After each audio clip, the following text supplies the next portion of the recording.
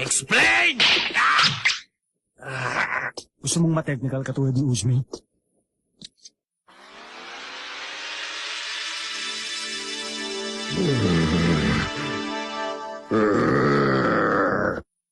Kung sabagay, ayos lang sa akin kung papatalsikin ka. Ano? Paano naman makagawa ang isang henyo katulad ko ng isang katanga katulad nun? Bobo lang ang gagawa nun. Isang walang utak na hindi nag-iisip. Yapang Joe, makikita niyo mamaya. Magsitigil nga kayo. Sa palagay ko, ngayon pa lang ako nakatawag ng goaltending violation sa isang larong high school, Goaltending? Violation? Huwag mo sabihin hindi mo alam yun, Yayoy. Kapag pabagsak na ang bola ng tinira, bawal itong matamaan ng depensa habang nasa ibabaw pa ito ng ring.